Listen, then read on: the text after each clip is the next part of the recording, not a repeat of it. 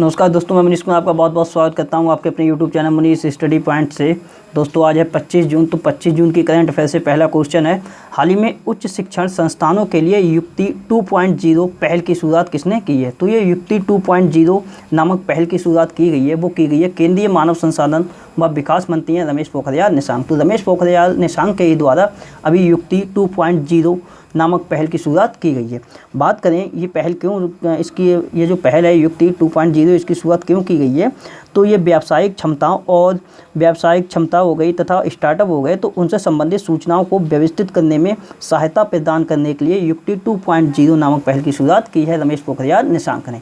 बात करें तो कुछ समय पहले ही रमेश पोखरियाल निशंक के ही द्वारा एक युक्ति नामक पोर्टल भी लॉन्च किया गया था। अब बात करते हैं युक्ति, तो यहाँ युक्ति की फुल फॉर्म होती है young India combating Covid with knowledge technology and innovation.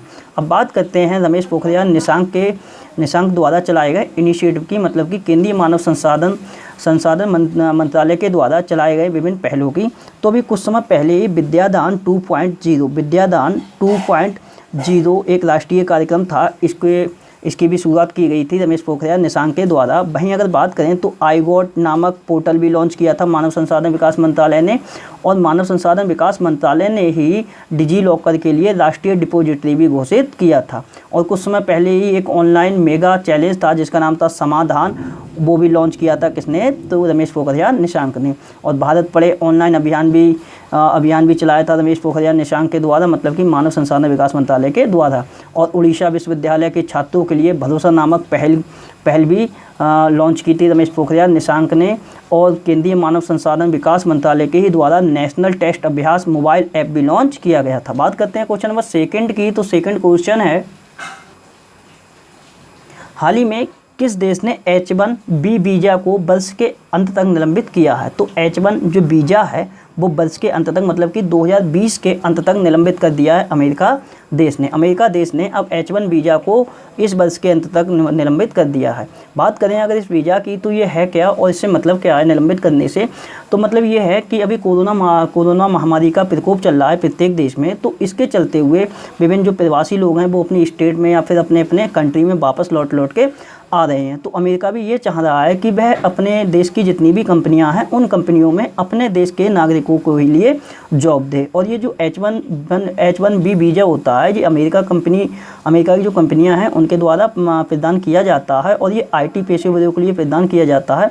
और इसी के तहत होता क्या है, तो जैसे जो भी IT पेशेवर हैं भारत में रहने वाले और जो अमेरिका में जाते हैं और वहाँ पे काम करते हैं, तो उन्हीं से संबंधित है ये H1B वीज़ा। तो अब इससे क्या होगा, तो इससे इम्पैक्ट ये पड़ेगा भारत पे कि भारत के वे व्यक्ति जो कि अमेरिका में कार्य करते हैं, तो वो लोग इस वर्ष तक नहीं जा सकते, इस वर्ष के अंत तक नहीं जा सकते। और अमेरिका ने इसी बात की घोषणा की है कि H1 वीज़ा को अब वर्ष के अंत तक निलंबित कर दिया गया है। तो इससे भारत भी बहुत ज़्यादा इफेक्ट पड़ेगा। अगर बात करें अमेरिका की, तो अमेरिका की राजधानी है वाशिंगटन DC, मुद्रा है डॉलर, और राष्ट्रपति हैं डोनाल्ड ट्रंप जो कि रिपब्लिक पार्टी से हैं, और इनकी पार्टी का चुनाव चिन्ह है हाथी। बात करते हैं क्वेश्चन नंबर 3 की, तो तीसरा क्वेश्चन है, हाल ही में किस देश ने इस वर्ष, मतलब कि 2020 में हज यात्रा में विदेशी तीर्थयात्रियों के शामिल होने पर प्रतिबंध लगा दिया है? तो 2020 की जो हज यात्रा थी उसमें विदेशी तीर्थयात्रियों के शामिल होने पर प्रतिबंध लगा दिया है सऊदी अरब ने, क्योंकि जो हज यात्रा है वो सऊदी अरब में की जाती है, मक्का में। जो मक्का में ये इस्लाम धर्म का एक पवित्र स्थल है, तो यहाँ पे ही हज करने के लिए लोग जाते हैं। तो कोविड-19 महामारी संक्रमण को रोकने के लिए इन्होंने जो विदेशों से तीर्थयात्री जाते हैं, जैसे कि हम लोगों के भारत देश से भी जाते हैं काफ़ी मॉडर्न लोग, तो उन लोगों के अभी इस यात्रा में शामिल होने पर प्रतिबंध लगा दिया है। किसने? तो ये सऊदी अरब ने। और ये क्यों लगाया गया है? ताकि कोरोना महामारी का संक्रमण ना फैल सके। बात करें अगर सऊदी अरब की, तो सऊदी अरब की राजधानी है रियाद, मुद्रा है रियाल, और किंग है यहाँ के सलमान बिन अब्दुल अजीज अल सऊद। बात करते हैं क्वेश्चन नंबर 4 की, तो चौथा क्वेश्चन है,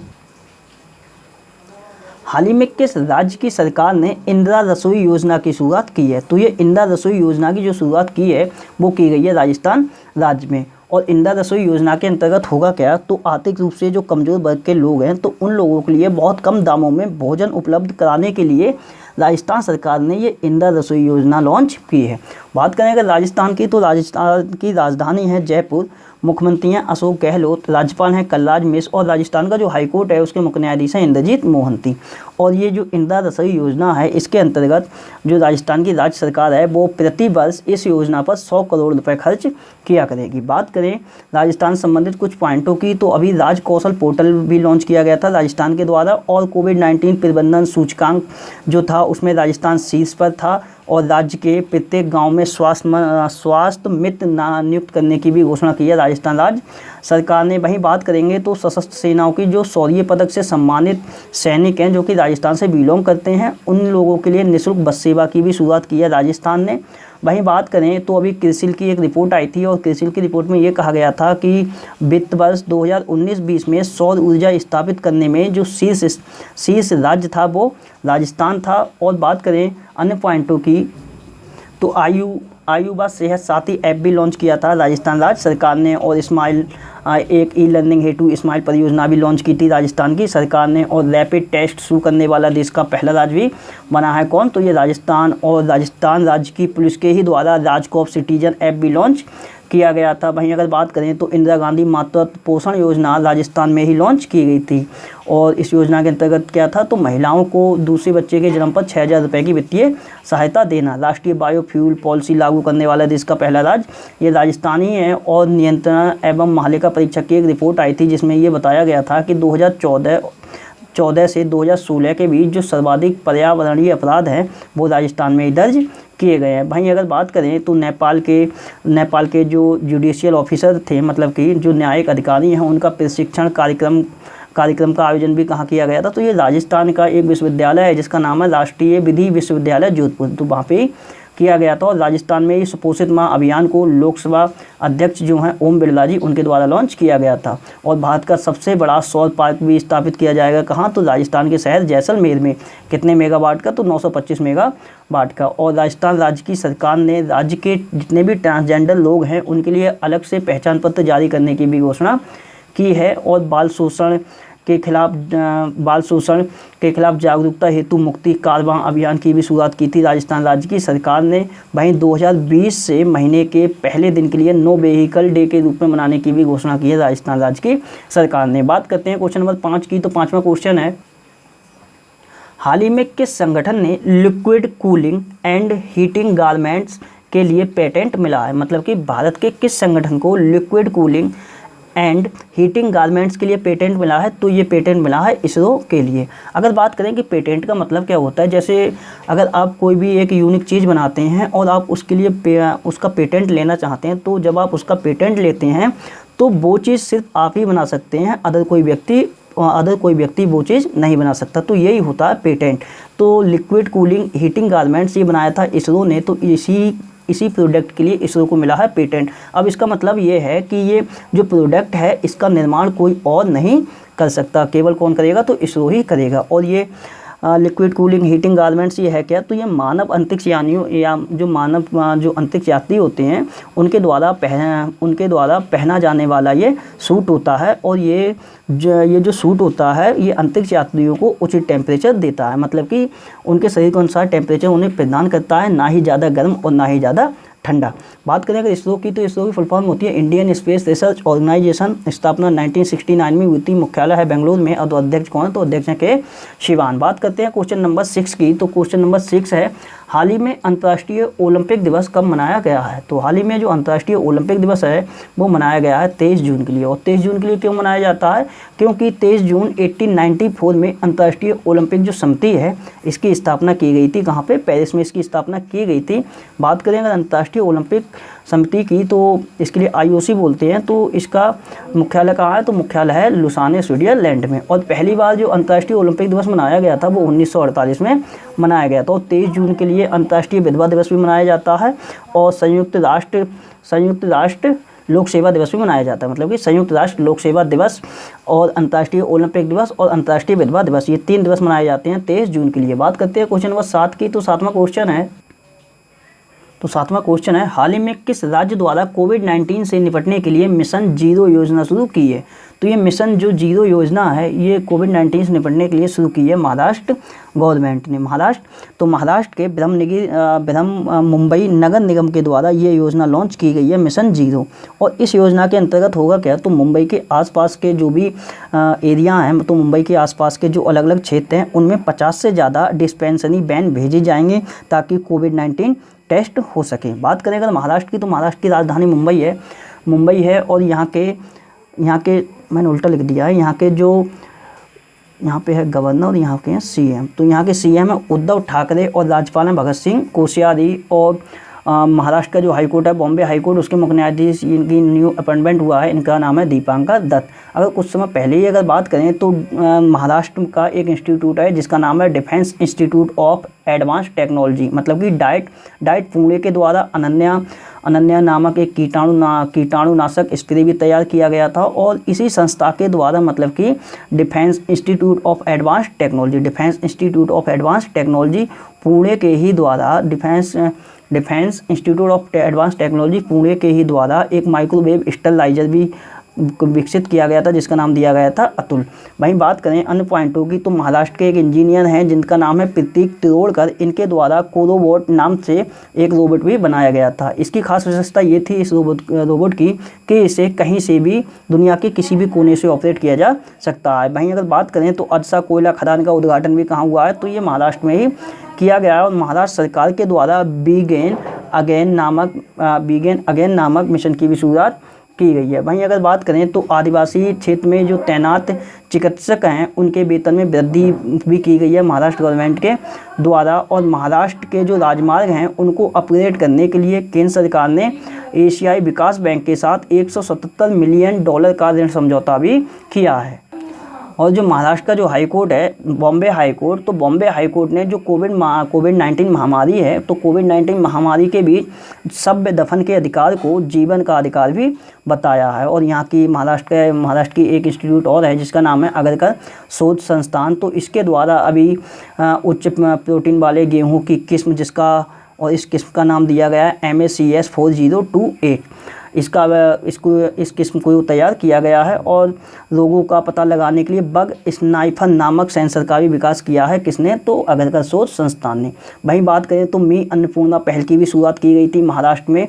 और 11वीं जो हॉकी इंडिया सीनियर पुरुष राष्ट्रीय चैंपियनशिप होगी 2021 में, उसका आयोजन भी कहाँ किया जाएगा, तो ये महाराष्ट्र में ही किया जाएगा। और महाराष्ट्र की एक बैंक है जिसका नाम है कोटक महिंद्रा बैंक। तो कोटक महिंद्रा बैंक वीडियो के माध्यम से KYC की सुविधा देने वाला पहला बैंक भी बना है। उसके साथ अगर बात करें तो कुछ समय पहले ही जो national institute of virology Pune है उसके द्वारा कोविड-19 की पहली स्वदेशी एंटीबॉडी डिटेक्शन किट कोविड कवच एलिसा तैयार किया गया था। किसके द्वारा, तो national institute of virology Pune के द्वारा। और इस किट का नाम क्या था, तो कोविड कवच एलिसा। वहीं अगर बात करें तो IIT बॉम्बे के प्रोफेसर हैं जिनका नाम है सौरभ लोढ़ा इनका नाम है। इनके लिए 2020 का यंग कैरियर अवार्ड भी दिया गया है नैनो साइंस एंड टेक्नोलॉजी के क्षेत्र में। वहीं बात करें तो पहली कोविड-19 बस भी लॉन्च की गई है कहाँ पे, तो महाराष्ट्र की राजधानी मुंबई में। और इसके साथ साथ महाराष्ट्र के इतिहास पर लिखी हुई एक बुक है जिसका नाम है Shivaji in South Block the unwritten history of a proud people, जो कि लिखी गई है गिरीश कुबेर के द्वारा। और अपने राज्य के नागरिकों को मुफ्त स्वास्थ्य बीमा देने वाला पहला राज्य भी बना है कौन, तो ये महाराष्ट्र ही बना है। उसके बाद अगर बात करें तो IIT बॉम्बे के द्वारा रूदार नामक वेंटिलेटर का भी निर्माण किया गया था। और क्वारंटाइन नामक ऐप भी चलाया गया था IIT बॉम्बे के ही द्वारा। और एक संयम ऐप चलाया गया था, संयम ऐप ये चलाया था किसने, तो पुणे नगर निगम ने।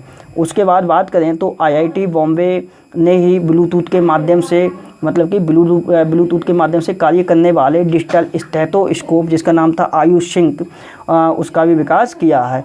और DRDO ने जो लोगों को सैनिटाइज करने के लिए पर्सनल सैनिटाइजर एनक्लोजर नामक कक्ष बनाया है, वो स्थापित किया गया है कहाँ पे, तो महाराष्ट्र के अहमदनगर में। और IIT बॉम्बे के ही द्वारा छोटी वस्तुओं को जीवाणु रहित बनाने के लिए अल्ट्रावायलेट सैनिटाइजर भी विकसित किया गया है। और महाराष्ट्र में ही रोपैक्स यात्री नौका सेवा की भी शुरुआत की गई थी, जो कि मुंबई से मंडवा तक चली थी। तो ये कहाँ पे की गई थी, तो ये महाराष्ट्र में ही की गई थी। बात करते हैं क्वेश्चन नंबर 8 की। तो 8वां क्वेश्चन है हाल ही में किसने भारत के पहले virtual health care and hygiene expo का उद्घाटन किया है? तो भारत का पहला ये virtual health care and hygiene expo है, उसका उद्घाटन किया है जहाजरानी व रसायन उर्वरक राज्य मंत्री, मतलब कि केंद्रीय जहाजरानी व रसायन उर्वरक मंत्रालय में राज्य मंत्री हैं। इनका नाम है मनसुख मंडाविया। और इसका आयोजन क्यों किया गया है? तो स्वास्थ्य व स्वच्छता के प्रयासों को बढ़ावा देने के लिए। और इसका जो आयोजन किया गया है वो फिक्की के द्वारा इसका आयोजन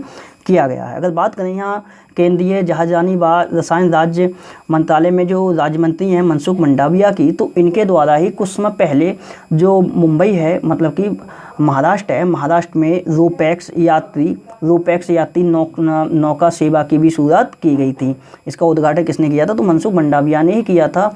और जो भारत का पहला तैरता घाट है, जिसके लिए इंग्लिश में फ्लोटिंग जेट्टी बोलते हैं, कहाँ पे है? तो गोवा में है। इसका भी उद्घाटन किसने किया था? तो ये मनसुख मंडाविया जी ने ही किया था। बात करते हैं क्वेश्चन नंबर 9 की। तो 9वां क्वेश्चन है, हाल ही में अंटार्कटिका में खोजे गए 68 मिलियन वर्ष पुराने पहले जीवाश्म अंडे का क्या नाम है? तो ये अंटार्कटिका में पहली बार जीवाश्म अंडा खोजा गया है जो कि 68 मिलियन वर्ष पुराना है।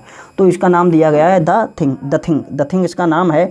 और ये अंडा विलुप्त हो चुके जो समुद्री सांप या फिर छिपकली होती है उसका अंडा बताया गया है। और ये डायनासोर के समय का भी बताया गया है। बात करते हैं क्वेश्चन नंबर 10 की। तो 10वां क्वेश्चन है, हाल ही में दुनिया का 10वां सबसे बड़ा स्टॉक एक्सचेंज कौन बन गया है? तो दुनिया का 10वां सबसे बड़ा जो स्टॉक एक्सचेंज बना है वो बना है भारत का स्टॉक एक्सचेंज, जिसका नाम है Bombay stock exchange. Bombay stock exchange अब दुनिया का 10वां सबसे बड़ा स्टॉक एक्सचेंज बन चुका है। और Bombay stock exchange 1.7 trillion dollar बाजार पूंजीकरण के साथ 10वां सबसे बड़ा स्टॉक एक्सचेंज बना है। वहीं अगर बात करें बॉम्बे स्टॉक एक्सचेंज की, तो चेयरमैन है विक्रमजीत सिंह और एमडी तथा सीईओ हैं, इनका नाम है आशीष चौहान हैं बॉम्बे स्टॉक एक्सचेंज के एमडी तथा सीईओ। बात करें कि पहले स्थान पर कौन है, तो पहले स्थान पर है न्यूयॉर्क स्टॉक एक्सचेंज जो कि 19.3 ट्रिलियन डॉलर के पूंजीकरण के साथ पहले स्थान पर है। और बॉम्बे स्टॉक एक्सचेंज ये 10वें स्थान पर है, मतलब कि 10वां सबसे बड़ा स्टॉक एक्सचेंज बन गया है 1.7 ट्रिलियन डॉलर के बाजार पूंजीकरण के साथ। बात करते हैं क्वेश्चन नंबर 11 की। तो 11वां क्वेश्चन है, हाल ही में किस राज्य सरकार ने निष्ठा विद्युत मित्र योजना की शुरुआत की है? तो ये निष्ठा विद्युत मित्र योजना की जो शुरुआत की है वो की है मध्य प्रदेश की गवर्नमेंट है। और इस योजना के अंतर्गत होगा क्या? तो ग्रामीण क्षेत्रों में बिजली चोरी को रोकने के लिए निष्ठा विद्युत मित्र योजना की शुरुआत की है मध्य प्रदेश गवर्नमेंट ने। और इस योजना के अंतर्गत जो सेल्फ हेल्पिंग ग्रुप की महिलाएं हैं, मतलब कि स्वयं सहायता समूह की महिलाएं हैं, उनके लिए प्रशिक्षण दिया गया है। और स्वयं सहायता समूह की जो भी महिलाएं चोरी पकड़वाने में गवर्नमेंट का मदद करेंगी, तो जितनी भी चोरी पकड़वाएंगी, मतलब कि मान के चलें अगर 10,000 रुपये का किसी के पास बिल है, तो इसकी अगर चोरी ये पकड़वाती हैं तो इसका 10% उन सेल्फ हेल्पिंग ग्रुप की जो महिला है उसके लिए दिया जाएगा। और इसके साथ साथ ही अगर ये नया कनेक्शन करवाएंगी तो इनके लिए भी इंसेंटिव दिया जाएगा। तो यही है योजना जो कि बिजली चोरी को रोकने से संबंधित है। और ये बिजली चोरी पकड़वाने में सहायता कौन करेंगी? तो ये करेंगे स्वयं सहायता समूह की जो भी महिलाएं हैं। और चोरी पकड़वाने के रूप में उनके लिए प्रोत्साहन राशि भी दी जाएगी, मतलब कि बिल का 10%। और इसके साथ साथ कुछ अन्य इंसेंटिव भी दिए जाएंगे। बात करें मध्य प्रदेश की, तो राजधानी भोपाल में है, मुख्यमंत्री शिवराज सिंह चौहान है, राज्यपाल है लालजी दास टंडन। और मध्य प्रदेश का जो हाईकोर्ट है उसके मुख्य न्यायाधीश हैं अजय कुमार मित्तल। और मुख्यमंत्री शहरी पथ व्यवसायी उत्थान योजना जो कि स्ट्रीट वेंडरों के लिए थी, उनके लिए भी शुरुआत की है किसने? तो ये मध्य प्रदेश ने ही शुरुआत की है। और थैंक्स मॉम नामक वृक्षारोपण अभियान भी चलाया गया था मध्य प्रदेश की सरकार के द्वारा। और उससे पहले अगर बात करें तो कुशल श्रमिकों के लिए रोजगार सेतु योजना की शुरुआत की थी किसने? तो ये मध्य प्रदेश ने। श्रम सिद्धि अभियान की भी शुरुआत की थी मध्य प्रदेश ने। बुखार क्लिनिक की भी शुरुआत की गई है, कहाँ पे? तो ये मध्य प्रदेश में। सबको मिलेगा रोजगार योजना भी मध्य प्रदेश में ही लॉन्च की गई है। दीदी वाहन सेवा ये झाबुआ जिले की आजीविका मिशन की जो महिलाएं हैं उनके द्वारा शुरू की गई है। चरण पादुका पहल की शुरुआत मध्य प्रदेश में ही की गई है। देश की पहली FIR आपके द्वार योजना की शुरुआत भी मध्य प्रदेश की सरकार के द्वारा की गई है। मुख्यमंत्री जन कल्याण संबल योजना की भी शुरुआत मध्य प्रदेश में ही की गई है। और कोविड-19 की लड़ाई में शामिल जो भी मध्य प्रदेश राज्य के पुलिसकर्मी हैं उनको कर्मवीर पदक से सम्मानित करने की भी घोषणा की है मध्य प्रदेश की सरकार ने।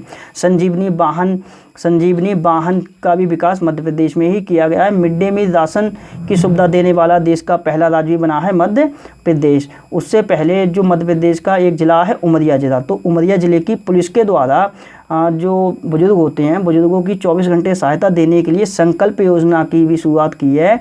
जीवन अमृत योजना की भी शुरुआत की गई है मध्य प्रदेश के ही द्वारा। जीवन शक्ति योजना की भी शुरुआत मध्य प्रदेश के द्वारा की गई है। कोविड-19 योद्धा कल्याण योजना की भी शुरुआत मध्य प्रदेश के ही द्वारा की गई है। और लॉकडाउन के चलते हुए शिक्षा को प्रसारित करने के लिए रेडियो स्कूल कार्यक्रम भी लॉन्च किया है किसने, तो मध्य प्रदेश की गवर्नमेंट ने। और ड्रोन के माध्यम से पूरे शहर को सैनिटाइज करने वाला देश का पहला शहर भी बना है मध्य प्रदेश। और मध्य प्रदेश में ही कुछ समय पहले नमस्ते और छा महोत्सव का आयोजन किया गया था निवाड़ी जिला में। ये कहाँ पड़ता है, तो मध्य प्रदेश में।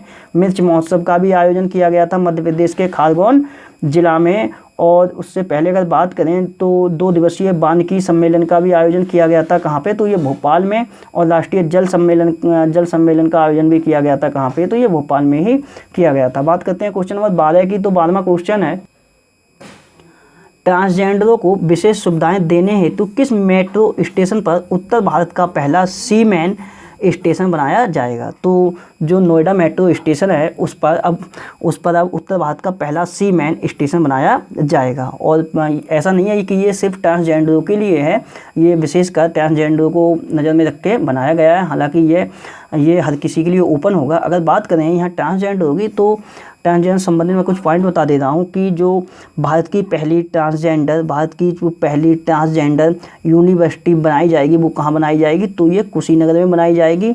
और बात करें पहली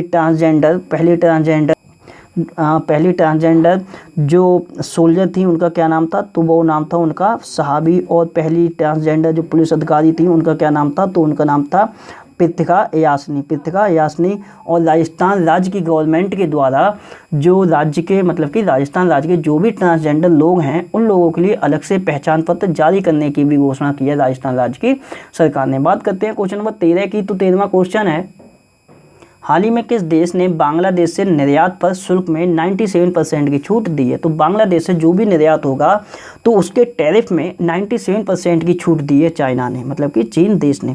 तो बांग्लादेश के जो भी 8,256 उत्पादों पर 97% टैरिफ देने की भी घोषणा की है किसने, चाइना ने। तो ये 97% की छूट दी जाएगी बांग्लादेश से निर्यात होने वाले उत्पादों पर। और कौन देगा, तो ये चाइना। अगर बात करें चाइना की, तो चाइना की राजधानी है बीजिंग, मुद्रा है रेनमिनबी या फिर युआन, राष्ट्रपति हैं यहाँ के शी जिनपिंग। बात करें अगर चाइना की, तो चाइना से क्वेश्चन और है कि चाइना ने अपने देश की सबसे तेज़ गति से चलने वाली जो मैगलेव ट्रेन है उसका सफलतापूर्वक परीक्षण भी किया है अभी इस कोरोना महामारी के चलते हुए। और इस मैगलेव जो ट्रेन है इसकी गति कितनी है, तो इसकी गति है 600 किलोमीटर प्रति घंटा। और ये चीन की सबसे हाई स्पीडली ट्रेन है। भाई अगर बात करते हैं बांग्लादेश की, तो बांग्लादेश की राजधानी है ढाका, मुद्रा है टका, प्राइम मिनिस्टर हैं शेख हसीना, राष्ट्रपति हैं अब्दुल हामिद। अगर बात करें बांग्लादेश की, तो अभी विश्व बैंक के द्वारा बांग्लादेश को $1.05 मिलियन देने की भी मंजूरी दी है किसने, तो विश्व बैंक ने। और फेसबुक के द्वारा बांग्लादेश में फर्जी प्रचार को रोकने के लिए third party fact check system भी लॉन्च किया गया था। बात करते हैं क्वेश्चन नंबर 14 की, तो 14वां क्वेश्चन है हाल ही में कांस फिल्म मार्केट 2020 में वर्चुअल इंडिया पवेलियन का उद्घाटन किसने किया है। तो कांस फिल्म मार्केट 2020 में वर्चुअल इंडिया पवेलियन का जो उद्घाटन किया है वो किया है केंद्रीय पर्यावरण मंत्री जिनका नाम है प्रकाश जावड़ेकर। और पहली बार ऐसा हुआ है कि पहली बार भारतीय पवेलियन में 2 फिल्मों की स्क्रीनिंग की गई है। पहली फिल्म है इसमें माई घाट, ये मराठी है, और एक फिल्म है हेल्लारो जो कि एक गुजराती फिल्म है। बात करते हैं क्वेश्चन नंबर 15 की, तो 15वां क्वेश्चन है हाल ही में रेसलिंग लीजेंड और WWE चैंपियन मार्क कैलावे ने संन्यास की घोषणा की है। ये किस अन्य नाम से जाने जाते थे, तो ये रेसलर थे और रेसलर के साथ ये WWE चैंपियंस भी थे जिनका नाम था मार्क कैलावे, और इनका उपनाम पूछा गया है तो इनके लिए द अंडरटेकर, मतलब कि अंडरटेकर के नाम से ये जाने जाते थे। सभी लोगों ने इनकी फाइट देखी होगी द अंडरटेकर की, और ये काफ़ी मूवियों में भी आए हैं। और इनके साथ साथ द अंडरटेकर के साथ साथ इनके लिए द डेड मैन भी कहा जाता था। और ये कहाँ से बिलोंग करते थे, तो ये USA से बिलोंग करते थे। बात करते हैं क्वेश्चन नंबर 16 की, तो 16वां क्वेश्चन है हाल ही में IFTAS के अध्यक्ष के रूप में कौन नियुक्त हुए हैं? तो IFTAS के अध्यक्ष नियुक्त हुए हैं टी रविशंकर, और IFTAS के टी रविशंकर तो अध्यक्ष नियुक्त हुए हैं। इसके साथ साथ इसके अध्यक्ष CEO भी बनाए गए, मतलब कि मुख्य कार्यकारी अधिकारी बनाए गए, इनका नाम है N राजेंद्रन। वहीं बात करें कि IFTAS इसकी फुल फॉर्म क्या है और ये क्या है, तो इसकी फुल फॉर्म होती है Indian financial technology and allied service. Hindi में बोले तो भारतीय वित्तीय प्रौद्योगिकी और संबंध सेवाएं, जिसका मुख्यालय कहाँ है, तो इसका मुख्यालय मुंबई में। और ये जो संस्था है ये RBI की पूर्व स्वामित्व वाली कंपनी है, और ये करती क्या है, तो RBI हो गई या फिर अन्य बैंक हो गए, उनके साथ साथ अन्य जो वित्तीय संस्थाएं हैं उनमें महत्वपूर्ण सेवाएं प्रदान करती है IFTAS। भाई बात करेंगे एक और नियुक्ति हुई है गीता पासी की। तो गीता पासी ये भारतीय मूल की हैं, इसीलिए इम्पोर्टेंट है। गीता पासी इथोपिया में अमेरिका देश की, भारत की नहीं, ये अमेरिका देश की राजदूत नियुक्त की गई है। कहाँ पे, तो इथोपिया देश में। और किस देश की, तो अमेरिका देश की ये राजदूत नियुक्त की गई हैं। वहीं बात करें अगर इथोपिया की, तो इथोपिया की राजधानी आदिस अबाबा, मुद्रा है यहाँ की बिर, और प्राइम मिनिस्टर है यहाँ के अबी अहमद अली। अबी अहमद अली ये 2019 की करंट में रहते, क्यों रहते, हाँ, तो 2019 का शांति के क्षेत्र में नोबेल पुरस्कार भी अबी अहमद अली के लिए दिया गया था। बात करते हैं कल जो मैंने आपसे क्वेश्चन पूछे थे उनके आंसरों की। तो कल मैंने आपसे पहला क्वेश्चन पूछा था किस देश द्वारा कोविड बॉर्न नामक ऐप लॉन्च किया गया है, तो इसका आंसर था जर्मनी। दूसरा क्वेश्चन पूछा था किस संस्थान द्वारा पवित्र पति नामक मास्क का निर्माण किया गया है, तो ये है डाइट पुणे, इसकी फुल फॉर्म होती है defence institute of advance technology, जिसने कि माइक्रोवेव आधारित एस्टोल नामक स्टेलाइजर बनाया था, और कीटाणु शोधन के लिए एक स्प्रे बनाया था जिसका नाम दिया था अनन्या। तीसरा क्वेश्चन पूछा था पश्चिम बंगाल में शराब की होम डिलीवरी हेतु किस कंपनी को मंजूरी दी गई है, तो इसका आंसर था अमेजन कंपनी। चौथा क्वेश्चन पूछा था किस राज्य द्वारा महास्वयं पोर्टल लॉन्च किया गया है, तो इसका आंसर था महाराष्ट्र। और पांचवा क्वेश्चन पूछा था किस राज्य में TS वेदर नामक ऐप लॉन्च किया गया है, तो ये है तेलंगाना। बात करते हैं आज के क्वेश्चनों की। तो आज आपसे पहला क्वेश्चन है प्ले लिटिल स्टडी लिटिल योजना किस राज्य ने लॉन्च की है। हिंदी में थोड़ा खेलें थोड़ा पढ़ें, और इसके साथ साथ इस योजना के एक अन्य नाम भी है एक टू पढ़ो एक टू खेलो योजना, किस राज्य ने लॉन्च की है। दूसरा क्वेश्चन बताना ITF पुरुष खिलाड़ी पैनल में शामिल होने वाले भारतीय खिलाड़ी कौन है। तीसरा क्वेश्चन है किस बैंक द्वारा बांग्लादेश को $1.0 मिलियन डॉलर देने की घोषणा की गई है।